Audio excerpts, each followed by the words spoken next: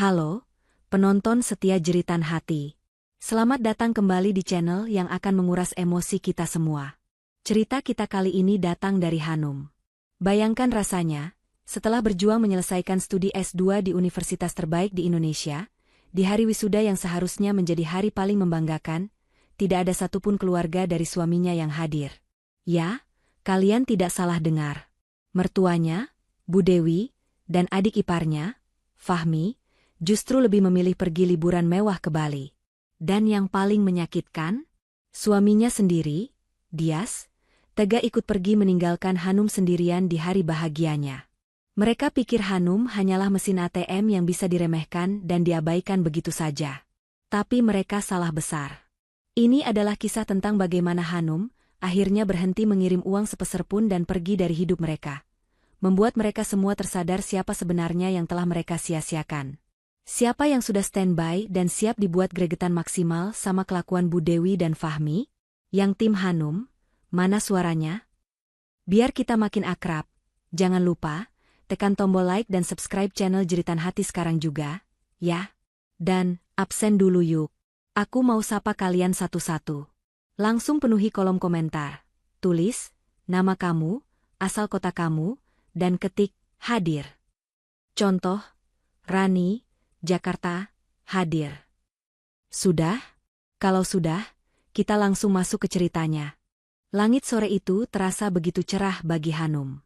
Beban ribuan halaman tesis yang menguras otak, malam-malam tanpa tidur yang ditemani kafein, dan perjuangan tak kenal lelah selama 2 tahun di program magister universitas paling bergengsi di Indonesia, akhirnya lunas terbayar. Di genggaman tangannya yang sedikit gemetar karena gugup sekaligus bangga, ada beberapa lembar undangan berwarna gading. Kertas itu terasa tebal dan mewah, dicetak elegan dengan tinta emas, menampilkan logo alma maternya yang berkilau samar. Ini bukan sekadar kertas undangan biasa. Ini adalah tiket kemenangannya, simbol bahwa ia berhasil melampaui batas dirinya sendiri.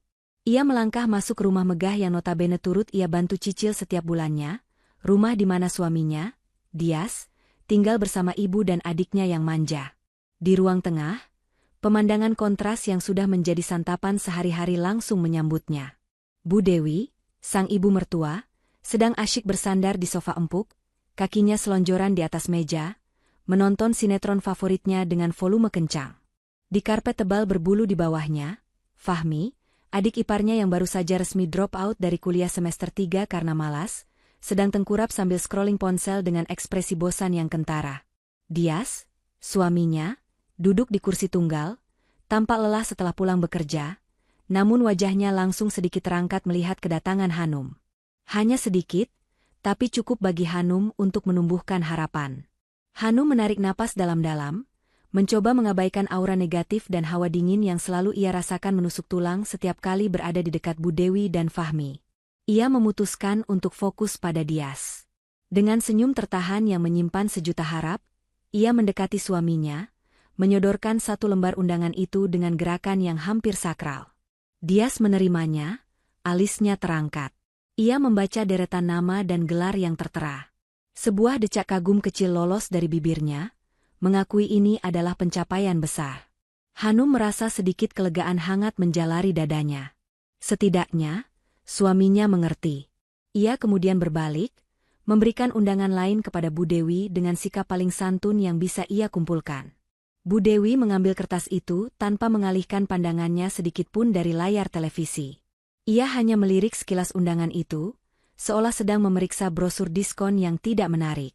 Alih-alih ucapan selamat atau sekadar basa-basi, yang keluar dari bibir tipisnya adalah decakan sinis yang meremehkan. Tanpa berkata apa-apa, ia melempar undangan itu ke meja kopi di depannya, tepat di sebelah mangkuk bekas camilan. Kertas berharga itu mendarat dengan bunyi, pluk, yang pelan, namun terdengar seperti ledakan di telinga Hanum. Pada saat yang hampir bersamaan, seolah sudah diatur, Fahmi tiba-tiba bangkit duduk. Ia membanting ponselnya ke karpet dengan kesal dan berseru kencang, mengeluh betapa membosankannya hidup ini. Ia butuh penyegaran. Ia butuh liburan mewah.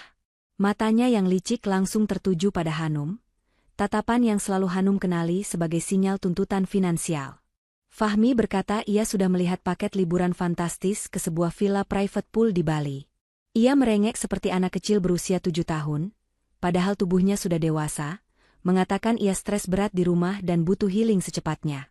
Ia menuntut liburan itu harus dilaksanakan minggu depan. Jantung Hanum serasa diremas. Minggu depan. Tanggal yang sama. Tanggal yang tertera di undangan wisudanya. Ia baru saja akan membuka suara, memohon, menjelaskan betapa pentingnya hari itu baginya.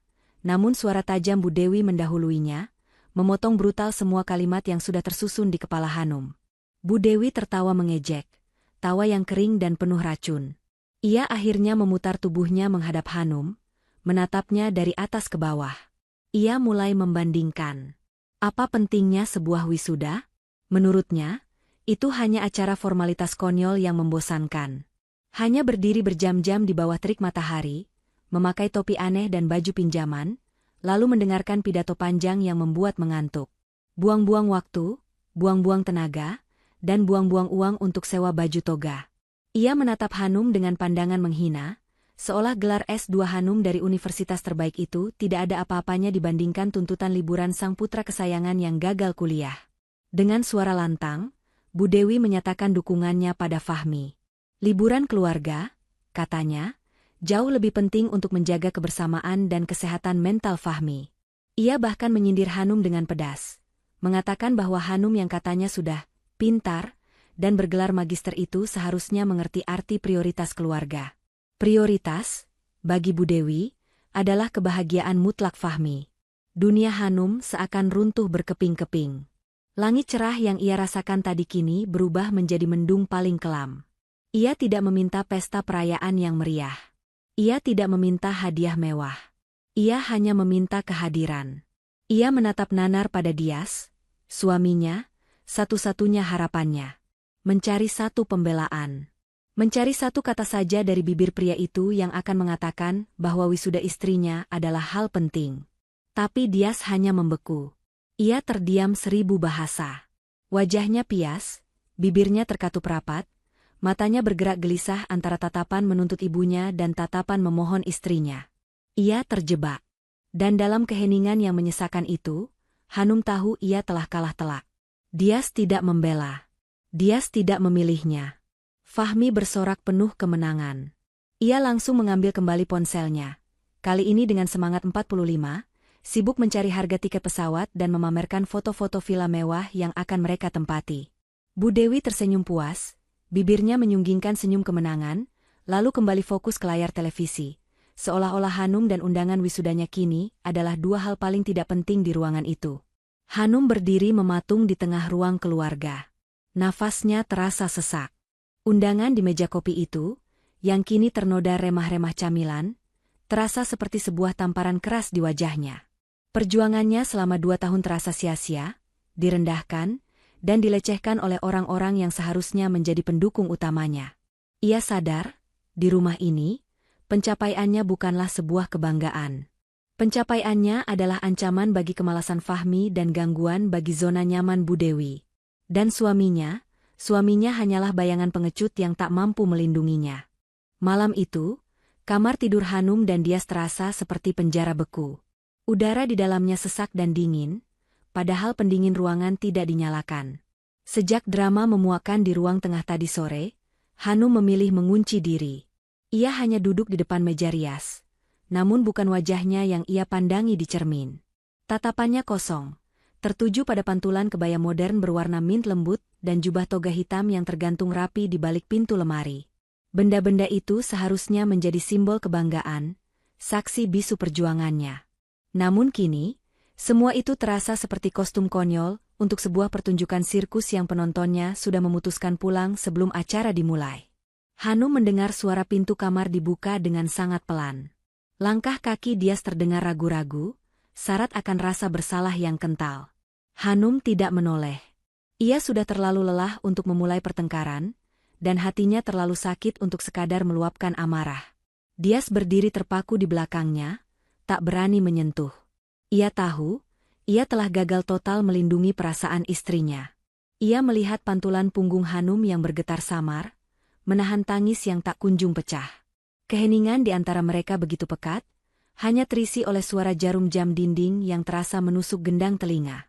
Akhirnya, Dias memberanikan diri.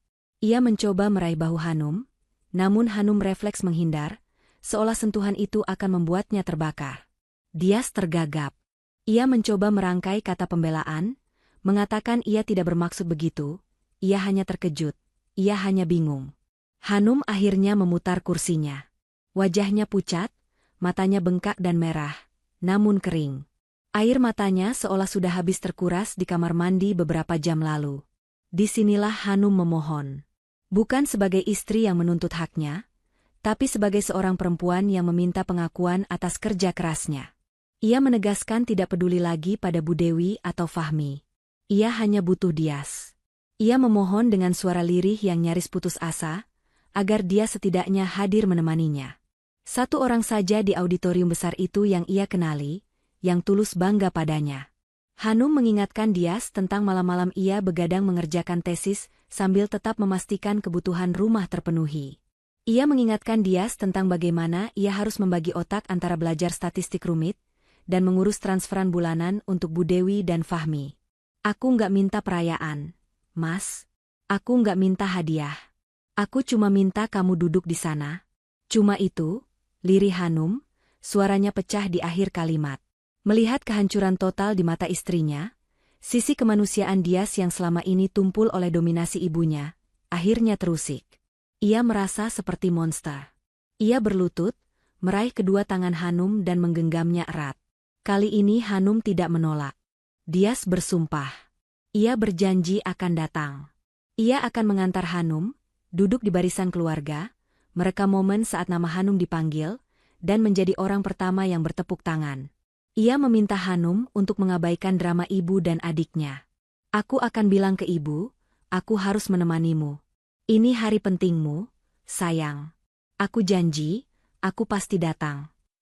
Hanum, yang berada di titik terendah emosinya, memilih untuk percaya. Ia butuh pegangan. Ia memegang janji suaminya itu erat-erat, sebagai satu-satunya pelampung di tengah lautan kekecewaan yang siap menenggelamkannya. 2 hari berikutnya adalah perang dingin yang menyiksa. Hanum mencoba fokus mempersiapkan segala perlengkapan wisudanya, memaksakan diri untuk tuli terhadap sindiran-sindiran Bu Dewi di meja makan. Sementara itu, Bu Dewi dan Fahmi semakin menjadi-jadi. Mereka sengaja packing koper berukuran besar di ruang keluarga, tertawa-tawa membahas betapa serunya nanti mereka mencoba snorkeling di Nusa Penida atau bersantai di beach club seminyak. Semua itu sengaja mereka bicarakan dengan volume keras setiap kali Hanum melintas. Dias? Ia memilih jalan pengecut. Ia menghabiskan lebih banyak waktu di kamar dengan alasan lembur, atau pura-pura sibuk menerima telepon pekerjaan, menghindari konfrontasi terbuka dengan ibunya sekaligus menghindari tatapan penuh harap dari Hanum. Lalu tibalah malam sebelum hari wisuda. H1. Hanum sedang berkonsentrasi penuh menyetrika kemeja batik lengan panjang terbaik milik Dias, kemeja yang ia siapkan khusus agar suaminya tampak gagah besok. Tiba-tiba, ia mendengar keributan kecil dari ruang tengah. Suara Bu Dewi terdengar meninggi, penuh drama. Jantung Hanum berdebar kencang.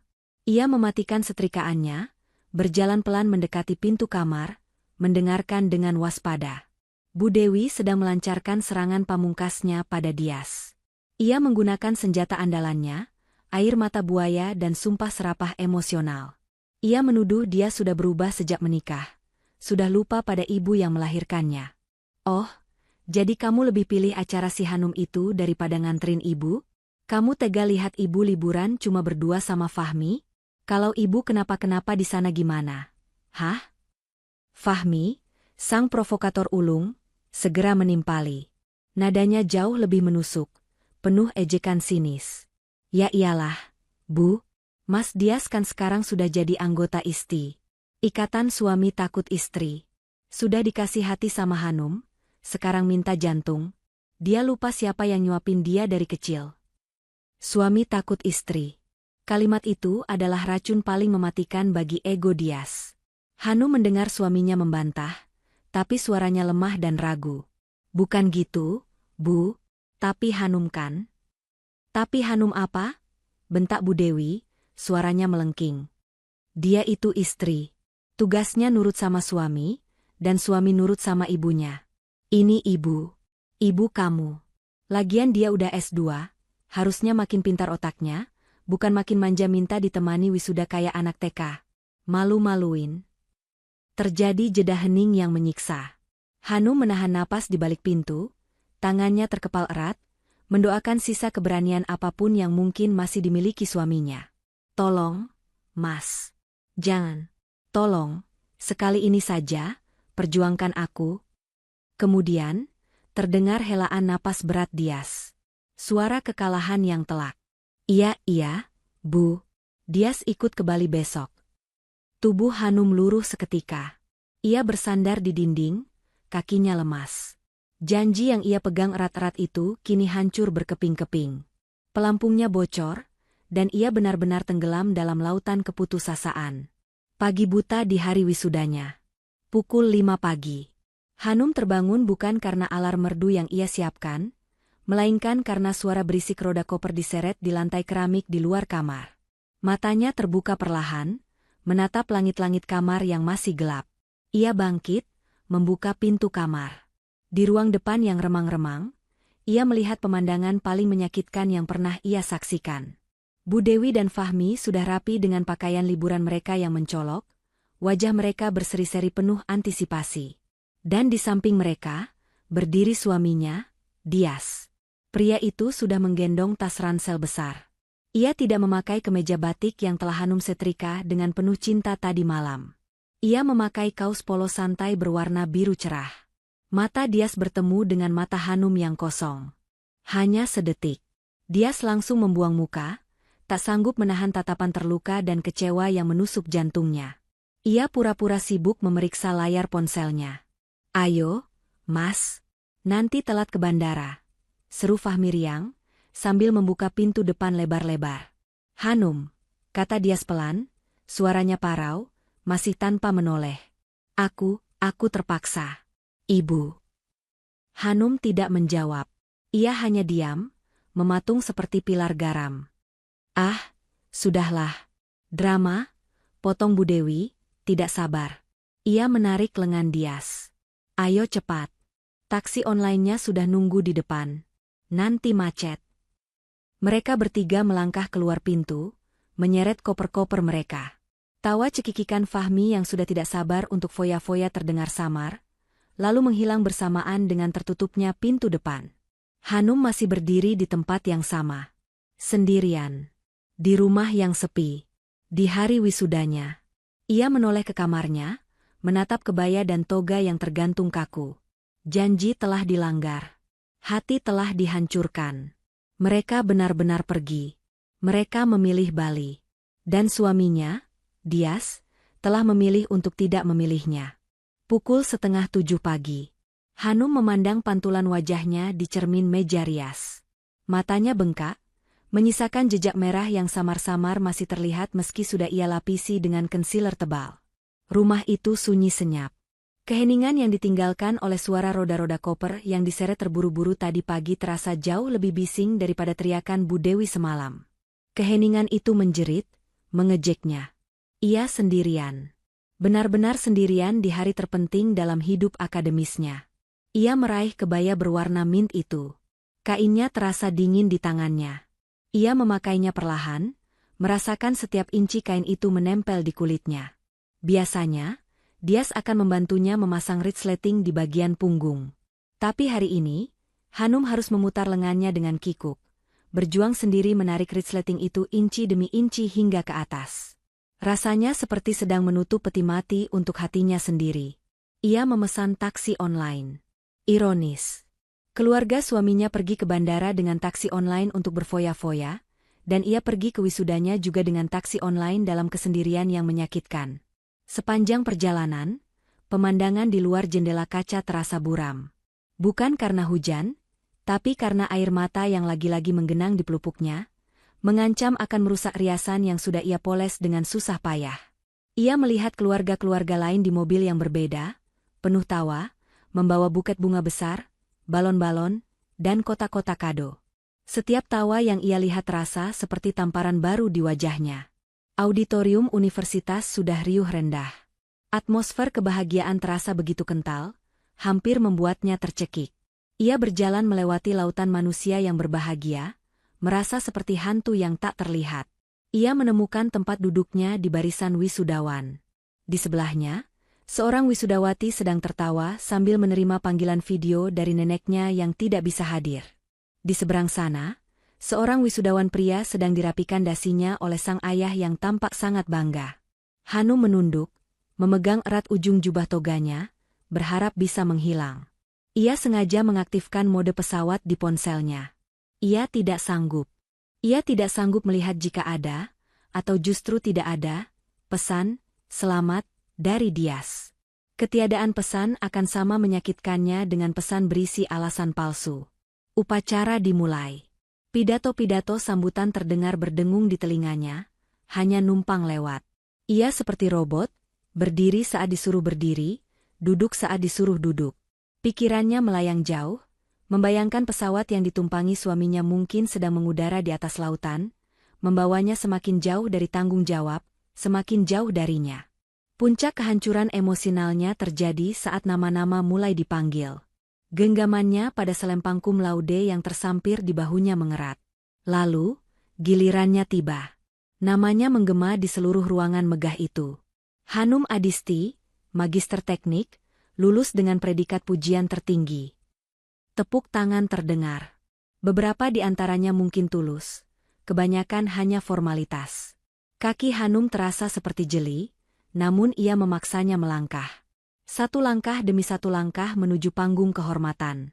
Saat ia berjalan, matanya secara otomatis memindai barisan kursi keluarga di bagian balkon. Ia ingat persis di mana ia memesan tiket. Blok F, baris ketiga, kursi 5, 6, 7, dan 8. 4 kursi itu kini terlihat jelas dari tempatnya berdiri. Kosong. 4 kursi itu menganga seperti lubang hitam yang siap menelan sisa-sisa harga dirinya. Ia menerima gulungan ijazahnya dari tangan rektor. Sebuah senyum kaku dan mati rasa terpatri di wajahnya saat fotografer berteriak, "Senyum." Kilatan lampu blitz terasa membutakan. Dalam sepersekian detik kilatan itu, ia merasa seperti badut paling menyedihkan di dunia.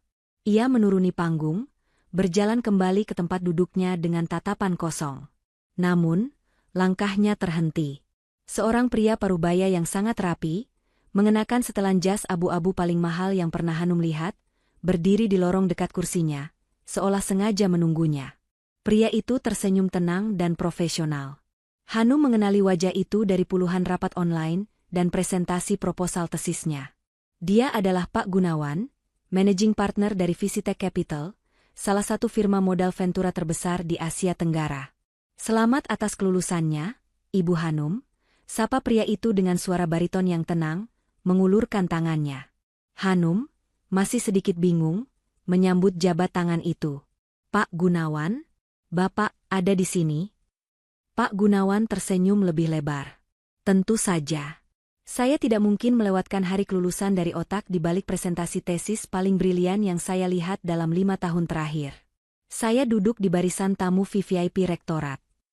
Jantung Hanum yang tadinya beku, mulai berdebar kencang. "Saya harus katakan langsung," lanjut Pak Gunawan, suaranya antusias namun tetap terkendali. "Presentasi Ibu di depan Dewan Penguji dan kami sebagai mitra industri kemarin, itu bukan sekadar tesis. Itu adalah cetak biru sebuah revolusi. Itu adalah produk jadi." Hanum masih terpana. Ia tidak menyangka Pak Gunawan akan hadir secara pribadi. Pak Gunawan memberi isyarat kepada asistennya yang sigap menunggu di belakangnya. Asisten itu menyerahkan sebuah map kulit berwarna hitam. "Tim legal kami bekerja lembur semalaman," kata Pak Gunawan, membuka map itu. Di dalamnya ada lembar kontrak tebal. "Kami sudah putuskan. Kami tidak mau menunggu investor lain mencium potensi ini. Deal. Visitek Capital akan mendanai penuh startup Anda. Angka pendanaan awal yang Anda ajukan di proposal, kami setujui 100%. Napas Hanum tercekat. Angka itu. Angka miliaran rupiah yang ia tulis dengan tangan gemetar, setengah bermimpi, kini ada di depan matanya. Tiba-tiba, upacara wisuda yang bising di sekitarnya terasa senyap. Suara dekan yang sedang berpidato menghilang. Hanum memandangi gulungan ijazah di tangan kirinya, lalu memandangi kontrak miliaran rupiah di tangan kanannya. Saat itulah air mata yang sedari tadi ia tahan, akhirnya tumpah ruah. Bukan tangis kesedihan. Bukan tangis kekecewaan. Ini adalah tangisan pelepasan. Tangisan kemenangan yang pahit sekaligus manis. Ia menangis haru di tengah keramaian wisudawan, di hadapan investor terbesarnya. Pak Gunawan tampak sedikit canggung namun tetap tersenyum maklum. Air mata bahagia, saya harap. Hanum tertawa kecil di sela-sela isakannya, menyeka air mata dengan punggung tangannya, berusaha tidak merusak riasannya lebih parah. Maaf, Pak. Ini hari yang emosional. Ia meraih pulpen yang disodorkan asisten Pak Gunawan. Di tengah riuh rendah auditorium, diapit oleh wisudawan lain yang sibuk berfoto, Hanum menandatangani lembar persetujuan awal itu. Ia baru sadar. Bu Dewi, Fahmi, dan Dias tidak hanya melewatkan wisudanya. Mereka melewatkan momen ini. Momen di mana Hanum baru saja lulus ke level kehidupan yang sama sekali berbeda. Momen di mana ia resmi menjadi miliarder baru berkat otak yang mereka anggap tidak lebih penting dari liburan ke Bali. Tepat di saat Hanum menandatangani kontrak miliaran rupiah yang akan mengubah hidupnya, di sebuah pulau yang berjarak ribuan kilometer, sebuah pesta baru saja dimulai. Kontrasnya begitu memekakan, seolah takdir sedang memainkan lelucon paling kejam. Di Bali, dentuman musik EDM dari beach club paling hits di seminyak beradu dengan suara deburan ombak. Matahari bersinar terik, namun tak sepanas semangat Fahmi yang sedang menggenggam sebotol minuman impor mahal. Minuman yang tentu saja dibeli menggunakan kartu kredit tambahan yang tagihannya selalu dibayar lunas oleh Hanum. Fahmi merasa seperti raja dunia. Ia sedang merekam Instagram story dengan ponsel terbarunya, menyorot lautan biru, kolam renang infinity, dan puluhan turis asing yang menari. Bali gila. Pecah banget. Healing nomor 1, bos. Teriaknya ke kamera, suaranya nyaris tenggelam oleh musik. Ia kemudian membalikkan kameranya, menyorot Bu Dewi yang sedang terbahak-bahak di atas daibet empuk. Wanita parubaya itu mengenakan kaftan sutra berwarna kuning cerah yang mencolok dan kacamata hitam besar yang menutupi separuh wajahnya. Di tangannya, segelas koktail berwarna biru neon tergenggam erat. Ia merasa menang.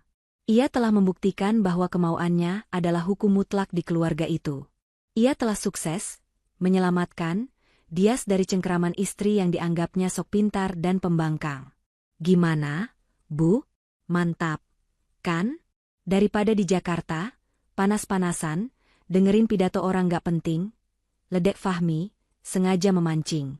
Bu Dewi tertawa makin keras, tawa kemenangan yang melengking. Hus, kamu ini, katanya, pura-pura mencubit lengan Fahmi, padahal ia sangat menikmati ejekan itu. Ya jelas mantap ini baru namanya hidup. Lagian, si Hanum kan pintar, katanya S2 terbaik. Harusnya dia ngerti, dong. Uang yang dia cari itu ya buat apa lagi? Ya buat nyenengin suami sama keluarga suami. Itu baru istri berbakti. Bu Dewi menenggak minumannya lagi, merasakan sensasi dingin dan manis yang menjalar, semanis rasa puasnya karena berhasil menginjak-injak harga diri menantunya. Baginya, Hanum tak lebih dari seekor angsa yang beruntung, yang kebetulan bertelur emas setiap bulan. Dan ia, Bu Dewi, adalah pemilik sah dari semua telur emas itu. Di sudut lain beach club yang ramai, Dias duduk sendirian. Ia tidak bergabung dalam tawa ibunya atau keriuhan adiknya. Pria itu hanya memandangi lautan dengan tatapan kosong, segelas bir dingin di tangannya sama sekali tak tersentuh. Ia memegang ponselnya erat-erat. 1 jam yang lalu, ia mengirimkan pesan singkat pada Hanum, "Maaf ya, sayang. Ibu maksa banget. Kamu baik-baik aja kan? Nanti kita rayakan berdua ya. Selamat wisudanya." Pesan itu, yang ia ketik dengan rasa bersalah yang menusuk-nusuk, hanya centang 2 abu-abu. Belum dibaca. Dias menghela napas berat. Ia tahu ia salah. Ia tahu ia pengecut. Tapi bayangan amukan ibunya, tatapan kecewa ibunya, jauh lebih menakutkan baginya daripada tatapan terluka Hanum. Ia telah dilatih seumur hidupnya bahwa membahagiakan sang ibu adalah prioritas utamanya, bahkan jika itu berarti menghancurkan hati istrinya sendiri. Tiba-tiba, Fahmi datang merangkulnya dari belakang dengan kasar, aroma alkohol yang kuat langsung menusuk hidung Dias. "Woi, Mas. Ngelamun aja. Kayak nungguin antrean wisuda aja. Hahaha," ejek Fahmi, tawa sinisnya menohok langsung ke ulu hati Dias. Dias tersentak, dipaksa tersenyum canggung. "Apaan sih, Mi? Berisik. Ayo, foto dulu. Mumpung sunsetnya bagus. Ibu juga, ayo sini." Fahmi menarik Dias dan Bu Dewi untuk berfoto bersama. Mereka bertiga berdiri berdekatan. Fahmi di tengah, merangkul keduanya sambil mengangkat botol minumannya tinggi-tinggi. Bu Dewi tersenyum lebar, menunjukkan deretan giginya, senyum paling puas yang pernah ia tampilkan. Dan Dias tersenyum. Senyum palsu yang dipaksakan, yang terlihat begitu kaku dan canggung, matanya sama sekali tidak tertawa. Cekrek. Fahmi memandangi hasil foto itu dengan puas. Ini sempurna. Ini adalah bukti kemenangannya.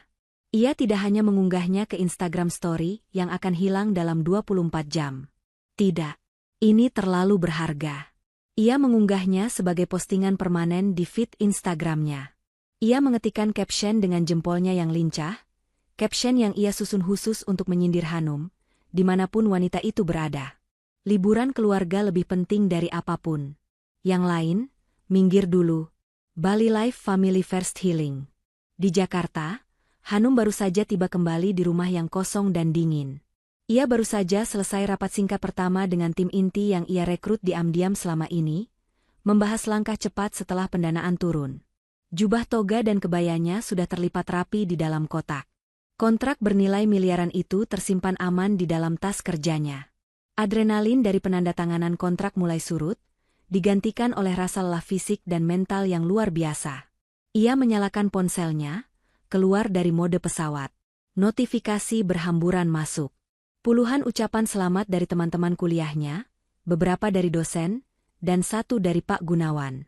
Lalu, ada satu pesan WhatsApp dari Dias. Ia membacanya. "Maaf, nanti kita rayakan berdua." Hanum hanya tersenyum sinis. Terlambat. Perayaan terbesarnya sudah terjadi tanpa Dias. Lalu, sebuah notifikasi lain muncul di bagian atas layarnya. Notifikasi Instagram. Fahmi Adinata baru saja membagikan kiriman. Jari Hanum bergerak secara otomatis. Ia membuka aplikasi itu. Dan di sanalah ia melihatnya. Foto itu. Foto suaminya, ibu mertuanya, dan adik iparnya, berfoto dengan latar belakang matahari terbenam Bali yang indah. Tawa Bu Dewi yang begitu lebar. Smir angkuh Fahmi. Dan senyum canggung Dias yang menyakitkan. Lalu ia membaca caption itu. Liburan keluarga lebih penting dari apapun. Gelas air putih yang sedang dipegang Hanum nyaris terlepas. Darahnya seakan berhenti mengalir, lalu berdesir hebat dalam kemarahan yang dingin dan pekat. Pesta di atas luka. Mereka benar-benar berpesta di atas luka hatinya. Mereka tidak hanya mengabaikannya, mereka merayakannya. Mereka memamerkan pengkhianatan mereka kepada dunia, dengan bangga. Ia menatap foto itu lama. Ia menzoom wajah Dias. Wajah pria yang beberapa malam lalu berjanji akan menemaninya. Wajah pria yang memilih untuk tidak memilihnya. Hanum tidak menangis kali ini. Air matanya sudah kering. Yang tersisa hanyalah baja dingin. Ia dengan tenang mengambil screenshot postingan itu. Menyimpannya dalam satu folder khusus di ponselnya. Ia mematikan notifikasi media sosial dari Fahmi dan Bu Dewi. Bukan memblokir. Memblokir hanya akan memuaskan mereka. Ia memilih mute. Ia ingin mereka tetap ada di radarnya. Namun ia membungkam suara mereka dari kehidupannya. Hanum berbalik, berjalan menuju ruang kerjanya yang sederhana. Ia duduk, membuka laptopnya. Pikirannya tidak lagi tertuju pada rasa sakit hati. Pikirannya tertuju pada strategi. Pikirannya tertuju pada perusahaan barunya. Pikirannya tertuju pada kapan tepatnya ia akan menarik pelatuk. Bukan sekarang. Belum. Biarkan mereka menikmati pestanya. Biarkan mereka terbang setinggi mungkin. Karena Hanum tahu, semakin tinggi mereka terbang dengan sayap pinjaman darinya, akan semakin keras mereka jatuh saat ia mematahkan sayap itu satu persatu. 1 bulan berlalu begitu cepat bagi Hanum. Namun, bagi Bu Dewi dan Fahmi, 1 bulan terasa bagai satu kedipan mata yang terlalu singkat. Liburan mewah di Bali, yang mereka perpanjang seenaknya selama 2 minggu dengan alasan nanggung, akhirnya benar-benar usai. Uang saku yang diberikan Hanum sebelum drama wisuda dimulai, yang ironisnya adalah bagian dari pencairan dana penelitian tesisnya, telah ludes tak bersisa. Mereka pulang ke Jakarta dengan setumpuk cucian kotor, kulit yang menghitam karena terbakar matahari, dan dompet yang tipis. Namun, arogansi mereka masih setebal biasanya. Mereka tiba di rumah pada sore hari. Fahmi, sambil menyeret koper yang gagangnya sudah rusak, langsung mengeluh betapa panasnya Jakarta dibandingkan villa mereka yang sejuk di Ubud. Bu Dewi melenggang masuk, melempar tas tangannya ke sofa, dan langsung berteriak memanggil nama Hanum. Hanum, Hanum, di mana kamu? Buatkan ibu minum. Haus sekali ini. Koper-koper di depan tolong sekalian diangkat ke dalam. Tidak ada jawaban. Rumah itu terasa lengang. Terlalu lengang. Dias menyusul di belakang, wajahnya tampak kuyu dan penuh kecemasan. Sebulan di Bali tidak membuatnya healing. Sebulan itu ia habiskan untuk terus-menerus memeriksa ponselnya. Pesan-pesan yang ia kirimkan kepada Hanum setelah pesan pertama di beach club itu tidak pernah terkirim. Hanya centang 1. Hanum telah memblokir nomornya. Satu-satunya komunikasi adalah saat Hanum mentransfer uang cicilan rumah dan mobil, tanpa satu kata pun menyertainya. Kemana sih si Hanum? Masih ngambek dia? Gerutu Bu Dewi, kesal karena tidak mendapat sambutan layaknya ratu. Ia berjalan mengentak menuju kamar utama. Kosong. Tempat tidur rapi sekali. Sprei diganti baru, namun terasa dingin, seolah tidak pernah ditiduri. Mbak Hanum, woi. Fahmi mulai tidak sabar. Ia butuh koneksi wifi rumah dan ia butuh uang. Ia mulai membuka pintu-pintu kamar. Kamar mandi kosong. Kamar tamu kosong. Akhirnya, ia membuka pintu terakhir, sebuah ruangan kecil di sebelah dapur yang tadinya gudang, yang Hanum sulap menjadi ruang kerja seadanya untuk tesisnya. Mereka bertiga terpaku di ambang pintu. Ruangan itu telah berubah total. Tidak ada lagi tumpukan buku referensi. Ruangan itu kini berisi satu meja kerja profesional, sebuah whiteboard besar yang penuh coretan diagram alur, dan beberapa kursi kerja tambahan. Dan di sanalah Hanum duduk. Ia tidak menoleh. Ia sedang memakai headset nirkabel, matanya fokus menatap layar laptop, jemarinya menari lincah di atas keyboard. Ia tampak begitu asing. Rambutnya yang biasa digerai seadanya, kini dicepol rapi. Ia mengenakan blus kerja formal, bukan daster rumahan yang biasa Bu Dewi lihat. Hanum sepertinya merasakan kehadiran mereka. Ia mengangkat satu jari, memberi isyarat, tunggu sebentar, tanpa mengalihkan pandangan dari layarnya. Ia berbicara pelan namun tegas ke headsetnya, pastikan patch keamanannya terimplementasi malam ini juga. Saya tidak mau ada bug saat peluncuran beta besok. Kita ketemu lagi jam 9 pagi. Ia menutup laptopnya, melepaskan headset, dan berputar pelan di kursinya, menatap 3 orang yang masih mematung di pintu. Wajahnya tenang. Tidak ada kemarahan.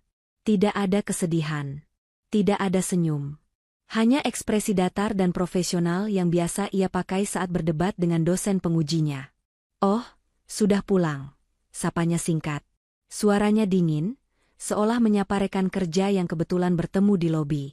Keheningan yang canggung itu dipecahkan oleh Fahmi.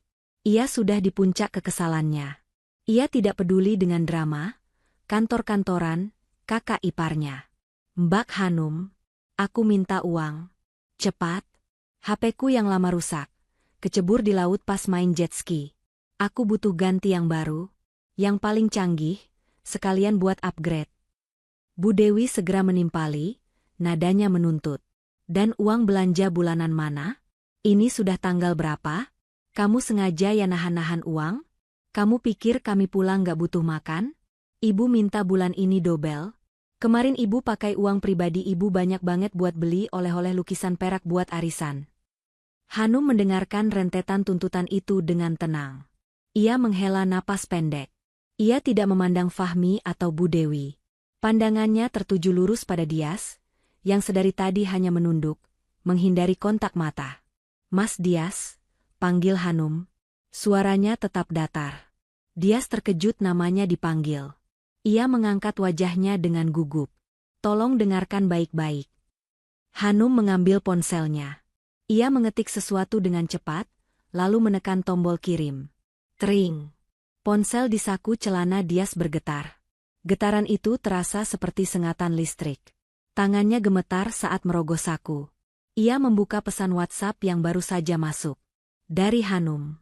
Nomornya sudah dibuka blokirnya, hanya untuk pesan ini. Matanya terbelalak membaca satu kalimat singkat di layar itu. "Mas, aku sibuk. Untuk sementara, aku tidak bisa kirim uang. Tabunganku kugunakan untuk modal." "Apa katanya, Dias? Kenapa harus pakai was segala? Orangnya ada di depan mata."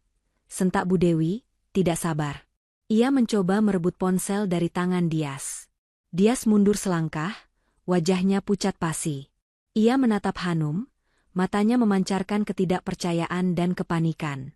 "Hanum, maksud kamu apa ini? Modal? Modal apa?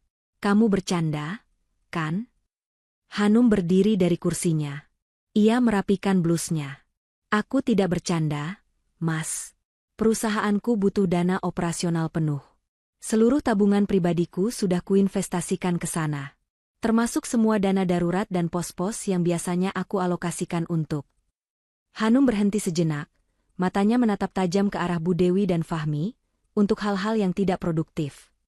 Fahmi adalah yang pertama meledak. "Perusahaan? Perusahaan apa? Kamu pikir kami bodoh? Ini pasti akal-akalan kamu kan? Kamu mau balas dendam karena kami tinggal ke Bali?" teriaknya, wajahnya memerah. "Modal apa yang butuh semua tabunganmu? Kamu jangan bohong, Hanum," timpal Bu Dewi, suaranya mulai melengking panik. Hanum tidak menjawab tuduhan mereka. Ia hanya menatap Dias. "Pesan itu adalah keputusanku. Aku sudah tidak punya apa-apa lagi untuk diberikan. Mulai bulan ini, semua kebutuhan rumah tangga, cicilan, tagihan, dan kebutuhan ibu serta adikmu," Hanum berkata dengan penekanan dingin, "sepenuhnya jadi tanggung jawab kamu sebagai kepala keluarga. Bukankah itu yang seharusnya?" Hanum mengambil laptopnya. "Permisi. Aku ada rapat lagi," katanya. Ia berjalan lurus, melewati mereka bertiga yang masih syok dan membeku di ambang pintu. Ia sengaja menyenggol bahu Fahmi saat lewat. Ia tidak peduli. Hanum masuk ke kamar utama, mengunci pintu dari dalam. Meninggalkan tiga orang itu di luar dengan bom waktu yang baru saja ia ledakkan di tangan mereka. Bulan madu telah resmi berakhir.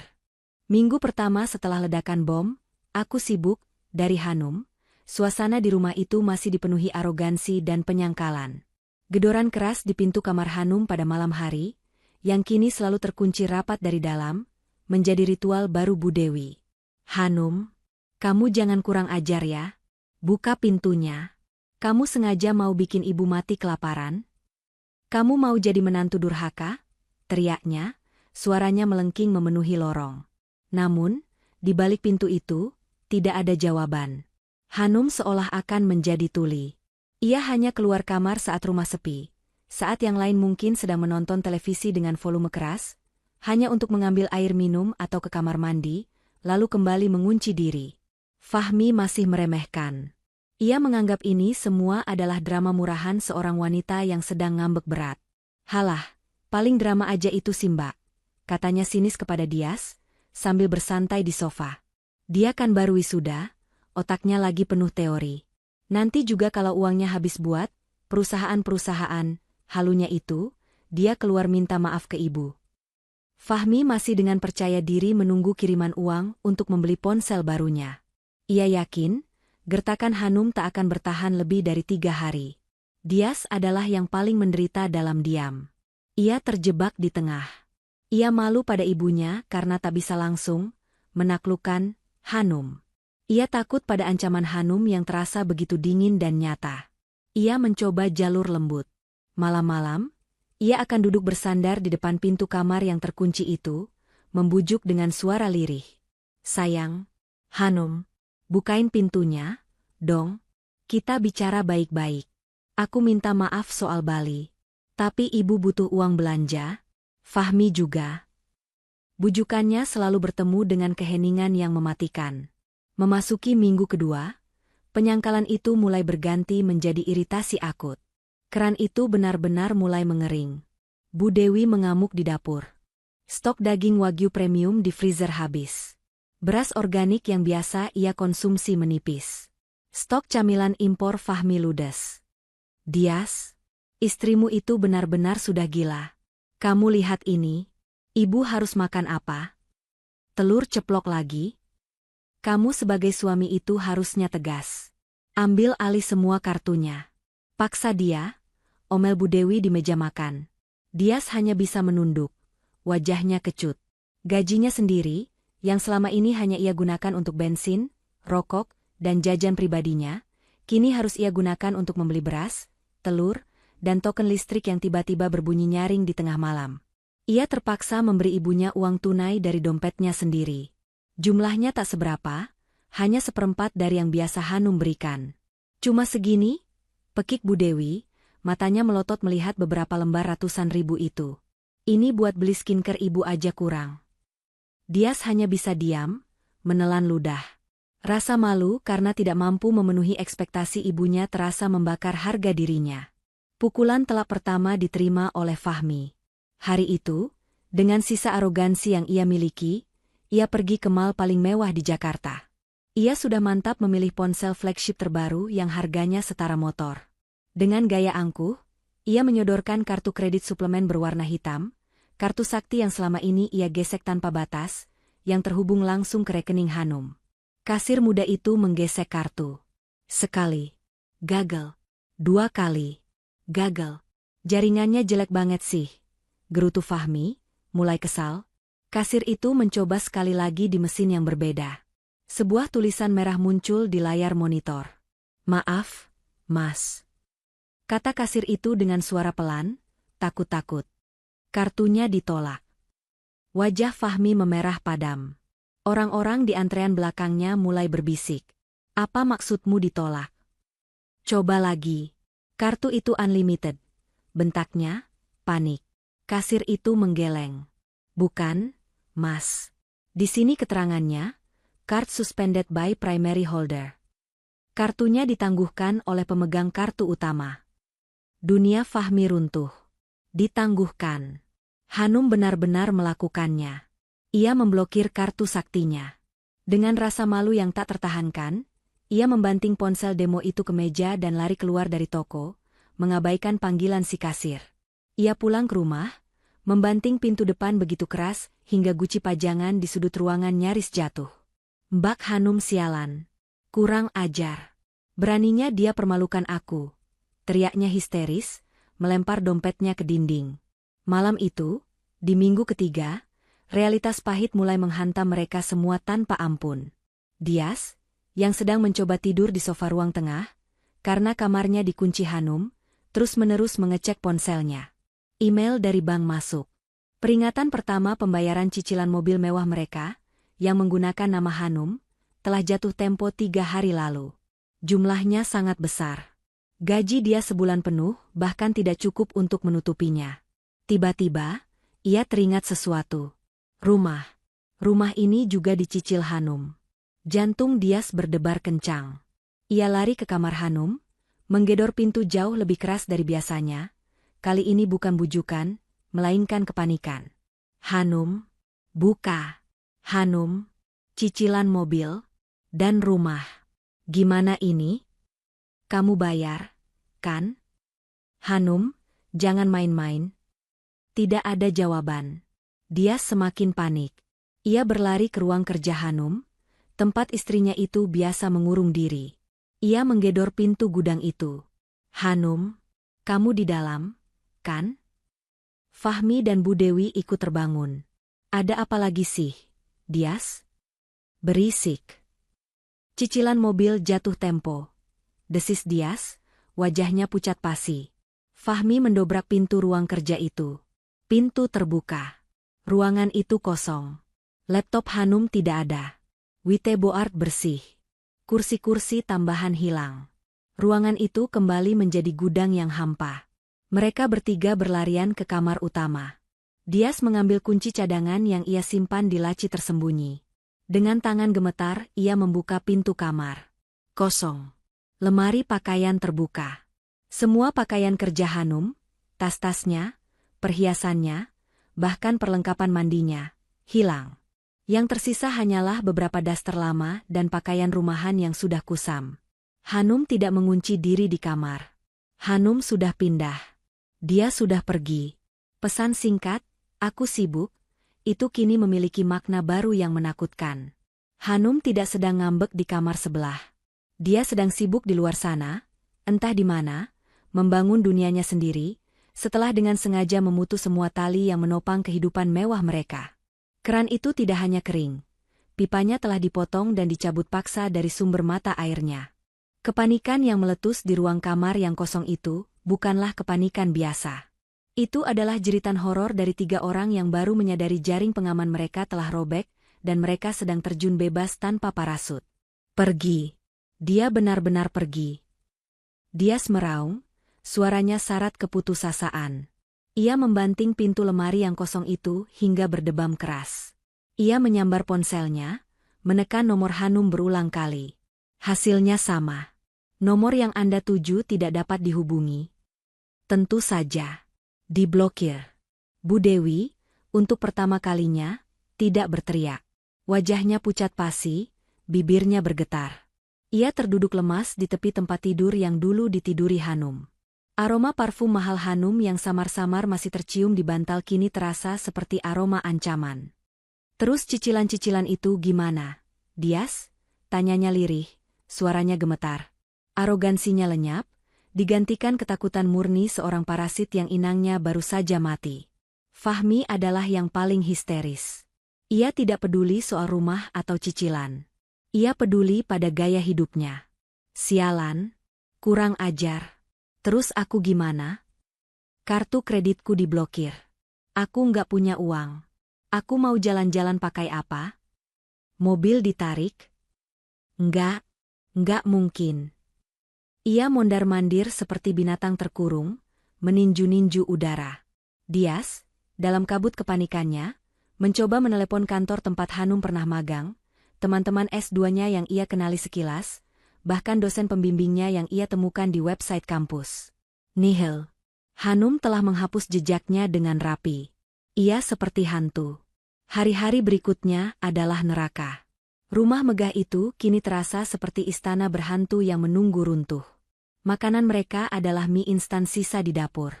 Bu Dewi yang biasa memesan catering sehat mahal kini, harus menelan ludah melihat Dias hanya pulang membawa sebungkus nasi warteg yang dibagi 3. Pertengkaran kecil meletus setiap jam. Fahmi menyalahkan Dias yang lembek. Bu Dewi menyalahkan Dias yang tidak bisa mendidik istri. Dias, yang sudah diambang kehancuran mental, hanya bisa berteriak, "Diam!" Sebelum membanting pintu kamarnya sendiri, kini ia tidur di kamar tamu yang pengap. Lalu, hari penghakiman itu tiba. Tepat 1 minggu setelah mereka menemukan kamar kosong Hanum. Pagi itu, suasana rumah sedang tegang karena token listrik kembali berbunyi. Tiba-tiba, terdengar suara gedoran keras di gerbang depan. Bukan ketukan sopan. Gedoran brutal yang seolah ingin merobohkan gerbang besi itu. "Siapa sih itu? Pagi-pagi udah kayak nagih utang," gerutu Bu Dewi, berjalan ke jendela. Matanya terbelalak. Di luar, sebuah mobil derek besar berwarna oranye terang sudah terparkir. Dan di sampingnya, 4 pria berbadan tegap dan berwajah keras, mengenakan seragam leasing yang sama.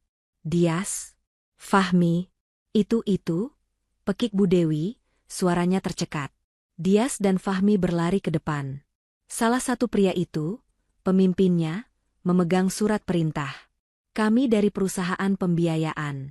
Mobil SUV mewah atas nama Hanum Adisti menunggak pembayaran 2 bulan. Sesuai kontrak, unit kami tarik hari ini." "Nggak bisa. Kalian nggak bisa gitu," teriak Fahmi, mencoba sok jagoan, meski kakinya gemetar. Pria itu menatap Fahmi dengan dingin. "Anda siapa?" "Kami cari Ibu Hanum atau suaminya, Bapak Dias." Dias maju dengan langkah berat. "Saya suaminya." Tapi ini salah paham. Istri saya, dia lagi di luar kota. Biar saya. Tidak ada salah paham, Pak, potong pria itu, tegas. Ia menyodorkan surat. Tunggakan sudah di email, Diwa, di telepon, tidak ada respons. Kami sudah jalankan prosedur. Silakan tanda tangan surat penarikan ini, atau kami panggil aparat. Jangan, Pak, jangan. Bu Dewi tiba-tiba lari keluar, histeris. Ia lupa pada status sosialnya. Saya ibunya. Jangan diambil mobilnya. Nanti kami bayar. Kasih waktu. Maaf, Bu. Waktu sudah habis. Dua pria lainnya, tanpa mempedulikan teriakan Bu Dewi, langsung memasang alat penarik di roda depan mobil mewah itu. Mobil itu adalah simbol status Bu Dewi di kompleks ini. Mobil yang selalu ia pakai untuk pamer di arisan. Dan inilah puncak kengeriannya. Para tetangga mulai keluar. Pintu-pintu terbuka sedikit. Tirai-tirai jendela tersibak.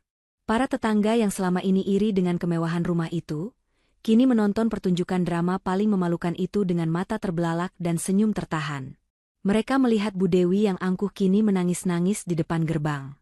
Mereka melihat Fahmi yang sok jagoan kini, hanya bisa menendang ban mobil derek dengan percuma. Mereka melihat Dias yang menunduk dalam, menandatangani surat penarikan itu di atas kap mobil derek, disaksikan puluhan pasang mata. Mobil itu ditarik paksa, berdecit menyakitkan, keluar dari halaman rumah. Bu Dewi luruh ke aspal, menangis meraung-raung. Habis sudah. Malu. Tepat saat mobil derek itu berbelok di ujung jalan, seorang kurir bersepeda motor berhenti di depan gerbang. Ia tampak bingung melihat drama itu. Permisi. Paket atas nama Bapak Dias? Dias, yang masih gemetar karena malu dan marah, menyambar amplop coklat besar itu dari tangan kurir dan membanting pintu gerbang. Ia merobek amplop itu dengan kasar. Fahmi dan Bu Dewi mengikutinya ke dalam. Isinya bukan paket biasa. Isinya adalah tumpukan kertas legal dari bank. Matanya memindai tulisan di halaman depan. Kop suratnya adalah bank KPR terbesar di negeri ini. Surat peringatan kedua dan terakhir penyitaan aset jaminan KPR. Jantung dia serasa berhenti berdetak. Ini bukan lagi soal mobil. Ini soal rumah yang mereka pijak. Ia membaca cepat. Tunggakan cicilan rumah. 3 bulan. Tapi ada satu paragraf yang dicetak tebal, yang membuat darahnya sedingin es. Pihak debitur utama, Ibu Hanum Adisti, telah menghubungi bank secara kooperatif melalui kuasa hukumnya, menyatakan ketidaksanggupannya melanjutkan cicilan aset ini, dan dengan sadar melepaskan aset tersebut untuk proses penyitaan lebih lanjut sesuai prosedur hukum yang berlaku. Mereka bertiga membaca kalimat itu berulang-ulang. Hanum tidak lupa membayar. Hanum tidak lalai. Hanum, secara sadar, secara legal, dan secara profesional, telah melepaskan rumah ini. Ia menyerahkan rumah ini kepada bank untuk disita. Gedoran di pintu tadi bukan yang terakhir. Akan ada gedoran lain yang lebih keras. Gedoran yang akan mengusir mereka ke jalanan. Teriakan Bu Dewi yang tadi meraung, gelandangan, kini bukan lagi sekadar makian. Itu adalah ramalan yang akan segera terwujud. Surat penyitaan itu adalah paku terakhir di peti mati kesombongan mereka. Kertas legal itu terasa lebih dingin dan tajam dari pisau. 3 hari penuh dihabiskan dalam kabut kepanikan yang paling pekat. Bu Dewi jatuh sakit, bukan sakit fisik, tapi sakit karena malu dan ketakutan. Ia tidak berani lagi keluar rumah, bahkan untuk sekadar menyiram tanaman. Bayangan para tetangga yang berbisik-bisik saat mobilnya ditarik, kini menghantuinya setiap detik.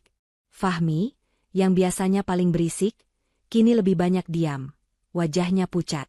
Skenario hidup di jalanan, tanpa ponsel, tanpa wifi, tanpa beach club, adalah mimpi buruk yang tak pernah ia bayangkan. Di tengah kekacauan itu, Diaslah yang akhirnya dipaksa untuk berfungsi. Ia tidak lagi peduli pada rasa malunya sebagai suami yang gagal, ia hanya didorong oleh insting bertahan hidup. Ia harus menemukan Hanum. Ia membongkar semua dokumen lama, laci-laci, bahkan tumpukan buku-buku kuliah Hanum yang tertinggal di gudang. Ia mencari petunjuk apapun. Setelah 2 hari penuh kegilaan, ia menemukannya. Sebuah buku catatan kecil di sela-sela buku tesis. Di halaman belakang, ada nama-nama dan nomor kontak. Bukan nama investor. Hanya nama-nama teman, proyek, yang dulu sering Hanum ceritakan, teman-teman yang Dias anggap remeh sebagai kutu buku. Ia menelepon satu persatu. "Halo, saya Dias, suami Hanum." Banyak yang tidak mengangkat. Beberapa menjawab singkat bahwa mereka tidak tahu. Akhirnya, di nomor kelima, seorang pria bernama Budi mengangkatnya. Dias, dengan sisa tenaga, mengeluarkan kemampuan akting terbaiknya. Ia tidak marah. Ia menangis. "Budi, tolong, saya nggak tahu harus minta tolong siapa lagi. Ibu saya sakit keras, butuh biaya besar, Hanum nggak bisa dihubungi sama sekali. Saya cuma mau minta tanda tangannya untuk pinjaman. Tolong, Bud, di mana saya bisa ketemu Hanum? Demi Tuhan, ini darurat." Budi, yang tidak tahu apa-apa soal drama keluarga itu, terdiam di seberang sana. Ia ragu. Ia tahu Hanum sedang menghilang. Tapi suara Dias yang begitu hancur dan putus asa terdengar tulus. "Mas Dias, saya nggak janji. Mbak Hanum sibuk sekali. Dia lagi running proyek besar. Oke. Dia ada di kantor barunya. Saya kirim alamatnya. Tapi tolong, jangan bilang dari saya." Alamat itu masuk. Sebuah ruko di area Kemang Timur. Bukan area perkantoran elit Sudirman atau Kuningan. Ruko? Fahmi mendeci sinis saat melihat alamat itu. Jadi, perusahaan yang dia banggakan itu cuma sekelas ruko? Bahkan bukan di mall? Kesombongannya sedikit kembali. Ia mengira Hanum gagal dan kini bersembunyi di tempat kumuh. Bu Dewi ikut mencibir, paling juga jualan baju online. Beraninya ngelawan kita, ternyata hidupnya lebih susah. Mereka tidak punya mobil. Dengan rasa terhina yang luar biasa, Bu Dewi dan Fahmi harus ikut berdesakan dengan Dias di taksi online murahan yang dipesan Dias menggunakan sisa-sisa uang di rekeningnya. Perjalanan ke sana terasa menyiksa. Bu Dewi terus mengomel tentang bau pengharum mobil, sementara Fahmi mengeluh AC-nya kurang dingin. Mereka tiba di alamat itu. Sebuah kompleks ruko yang rapi dan modern. Tidak kumuh seperti bayangan Fahmi, tapi jelas bukan gedung pencakar langit. Ruko milik Hanum ada di sudut, 3 lantai, dengan kaca depan yang bersih. Hanya ada plang kecil di depannya, dengan logo dan nama yang aneh, nama yang tak mereka kenali. Visitage Inovasi. Mereka tidak mengetuk. Mereka tidak butuh izin. Dias mendorong pintu kaca itu dengan kasar. Tring. Lonceng kecil di pintu berbunyi, kontras dengan aura membunuh yang mereka bawa. Mereka terpaku. Bagian dalam ruko itu sama sekali bukan toko baju online. Tempat itu adalah kantor startup sungguhan. Belasan anak muda, semua tampak sibuk dan cerdas, duduk di depan monitor-monitor canggih. Papan tulis putih raksasa di dinding penuh dengan coretan diagram alur. Persis seperti yang dulu mereka lihat di gudang rumah. Suasana sibuk, produktif, dan penuh energi. Dan di tengah ruangan itu, di sebuah meja komando, duduklah Hanum. Ia sedang memimpin rapat kecil, berdiri di depan 3 orang yang tampak menyimak dengan serius. Ia mengenakan blus sutra berwarna navy, rambutnya disanggul modern, dan kacamata berbingkai tipis bertengger di hidungnya. Ia tampak seperti bos. Ia tampak berkuasa. Semua kepala di ruangan itu menoleh ke arah pintu, ke arah 3 penyusup dengan wajah acak-acakan dan napas terengah-engah. Rapat Hanum terhenti. Mata Hanum bertemu dengan mata Dias. Hanum tidak terkejut. Ia tidak panik. Wajahnya tetap tenang, seolah ia sudah menduga hari ini akan tiba. Bu Dewilah yang memecah keheningan. Ia tidak peduli dengan tatapan para karyawan muda itu. Ia tidak peduli dengan aura profesional di ruangan itu. Yang ia lihat hanyalah menantu durhaka yang telah menghancurkan hidupnya. "Hanum!" teriaknya, suaranya melengking membelah kesibukan kantor. Beberapa karyawan terlonjak kaget. "Tega kamu, Hanum. Tega kamu. Kamu mau buat kami jadi gelandangan. Hah?" Fahmi segera menimpali, menunjuk-nunjuk wajah Hanum dari jarak 5 meter. "Ini semua ulah kamu.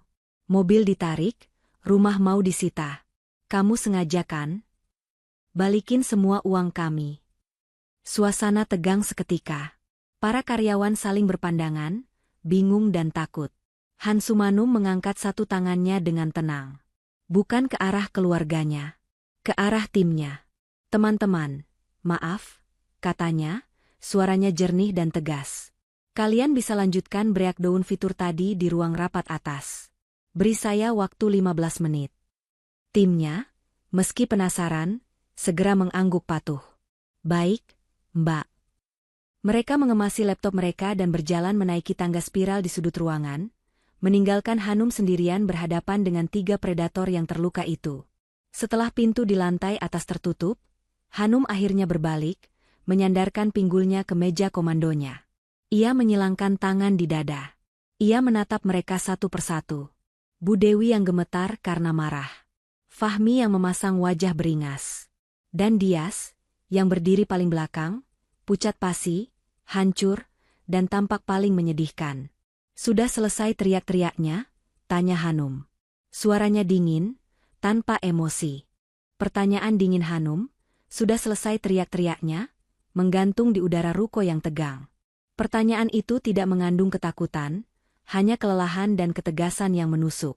Bu Dewi, yang napasnya masih memburu karena marah dan panik, adalah yang pertama menemukan suaranya kembali. Wajahnya merah padam, urat-urat di lehernya menonjol. Kamu pikir ini lucu, Hanum? Desisnya, suaranya serak. Kamu sengaja. Kamu balas dendam. Kamu mau kami diusir ke jalanan? Kamu mau ibumu ini jadi gelandangan? Kembalikan rumah kami. Bayar utang-utangnya, timpal Fahmi, menunjuk-nunjuk dengan gaya preman. Arogansinya sedikit pulih melihat ruko yang ia anggap sederhana, ini. Gara-gara mainan kantor-kantoranmu yang gak jelas ini, kami sengsara. Kamu kira kamu siapa? Hah? Jadi bos? Nggak pantas. Hanum tersenyum tipis. Senyum yang paling dingin dan paling menakutkan yang pernah mereka lihat. Kalian benar-benar tidak mengerti, ya? Ia berjalan pelan dari sandaran mejanya, melangkah anggun menuju monitor terbesarnya. Ia tidak menatap Dias, yang masih membeku di dekat pintu seperti patung pajangan yang tak berharga. Hanum hanya fokus pada 2 parasit di depannya. Kalian kesini mencari uang, kan? Tanya Hanum retoris. Kalian mencari ini? Dengan satu gerakan tenang, Hanum memutar monitor 32 inci di meja utamanya menghadap mereka. Layar itu tidak menampilkan file dokumen atau email. Layar itu menampilkan sebuah dashboard yang kompleks, penuh dengan grafik yang bergerak real-time, peta dunia dengan titik-titik yang menyala, dan deretan angka-angka pendapatan yang terus berdetak naik detik demi detik. Angka-angka apa ini? Guman Bu Dewi, bingung bercampur curiga. Kalian pikir, Hanum memulai, suaranya rendah dan terkendali, uang yang kukirim ke kalian setiap bulan untuk foya-foya, untuk arisan, untuk beli gadget itu gaji kerjaku? Kalian pikir aku kerja kantoran biasa? Ia tertawa kecil, tawa yang sama sekali tidak lucu. Kalian salah besar. Ia berjalan mendekat, kini berdiri tepat di depan Bu Dewi dan Fahmi. Uang yang kukirim ke kalian itu, katanya, menatap mata mereka bergantian, itu bukan gajiku. Itu hanya uang receh. Uang dividen awalku. Uang yang sengaja kuberikan agar kalian diam, agar kalian sibuk dengan kemewahan palsu kalian, agar kalian tidak menggangguku. Uang untuk membeli ketenanganku, supaya aku bisa fokus membangun ini. Hanum merentangkan tangannya, menunjuk ke seluruh isi ruko itu. Fahmi masih berusaha melawan. Aku nggak peduli. Ini semua omong kosong. Aku mau uangku kembali. Aku mau kartu kreditku aktif lagi. Oh, kamu pasti peduli, Mi, potong Hanum, kini suaranya setajam es. Ia mengambil ponselnya dari saku blusnya. Ia mengetuk layar beberapa kali dengan santai. Kamu ingat liburanmu ke Bali? Liburan yang kalian pilih di hari wisudaku? Pertanyaan itu membuat mereka terdiam. Kamu ingat, lanjut Hanum, matanya menyorot tajam ke Fahmi, aplikasi travel baru yang kamu pakai buat pesan villa private pool dan tiket pesawat? Aplikasi yang lagi viral itu, yang kasih promo besar-besaran, yang kamu pamerkan di Instagram story MU itu? Fahmi membeku. Ia ingat. Tentu saja ia ingat. Ia merasa sangat hebat karena menemukan aplikasi promo itu. Coba, bisik Hanum, coba kamu buka aplikasi itu di ponselmu. Kalau ponselmu masih ada paket datanya. Sindiran itu telak, mengingat Fahmi kini tak punya uang. Tangan Fahmi gemetar. Ia merogoh ponsel lamanya. Dengan gugup, ia mencari ikon aplikasi berwarna biru hijau itu. Ia membukanya. Sekarang, perintah Hanum, lihat logo di layar loadingnya. Lihat baik-baik. Lalu bandingkan dengan logo di plang kaca depan ruko ini. Mata Fahmi bergerak panik dari layar ponselnya ke pintu kaca di belakangnya. Di layar ponsel, logo, Visitech Inovasi. Di plang ruko, logo, Visitech Inovasi. Sama. Persis. Ponsel itu terlepas dari genggaman Fahmi, jatuh berdebam ke lantai. Enggak mungkin. Desis Fahmi, wajahnya pucat seperti mayat. Perusahaan startup yang aplikasinya dipakai kamu untuk menghinaku di Bali.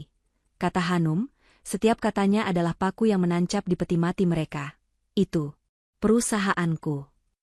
Bu Dewi terhuyung. Ia mencengkeram lengan Dias untuk menahan diri.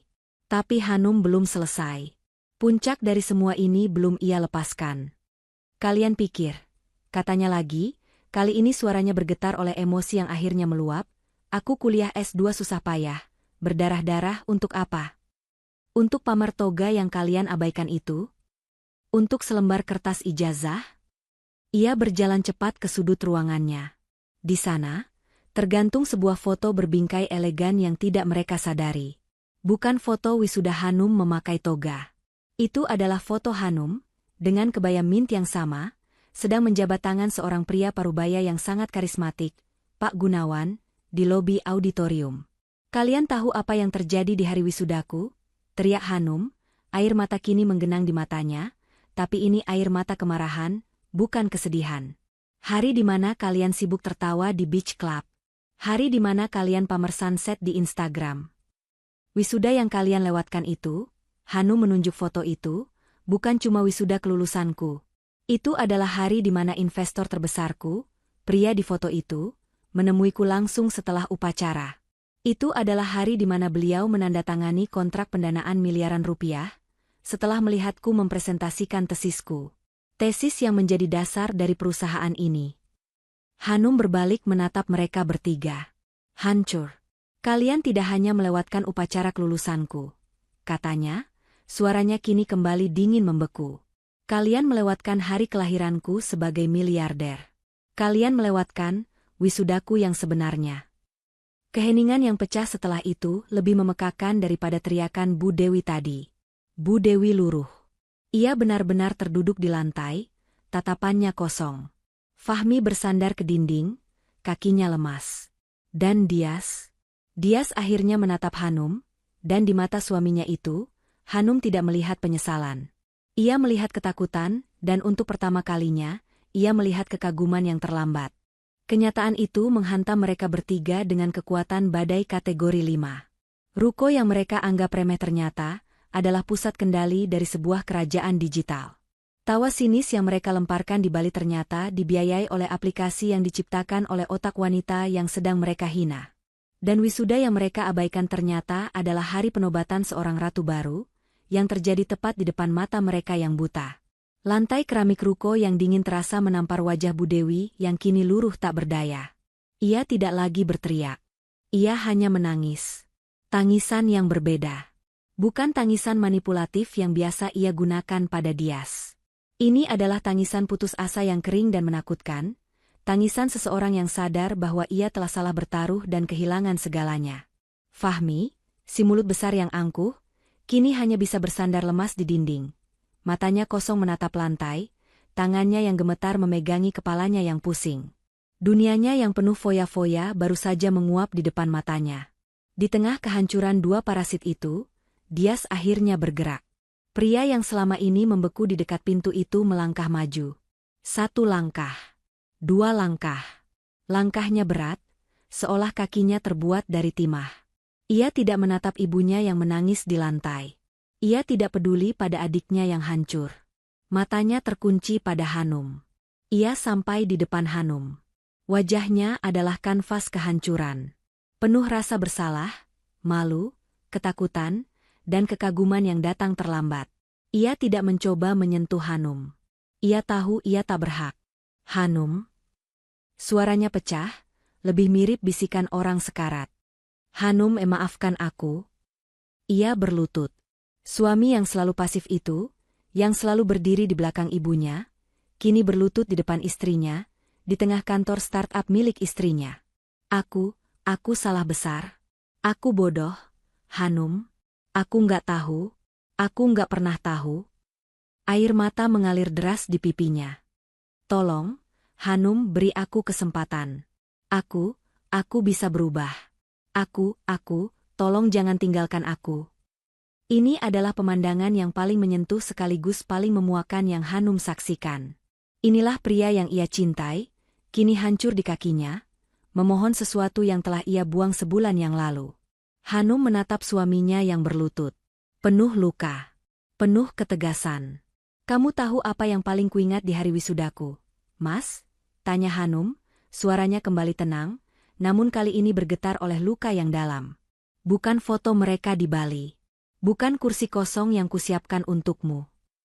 Hanum menunduk sedikit, menyamakan tatapannya dengan Dias. Yang paling kuingat adalah kursi kosong di sampingku saat aku menandatangani kontrak itu. Kursi yang seharusnya untukmu. Untuk partner hidupku. Ia menarik napas.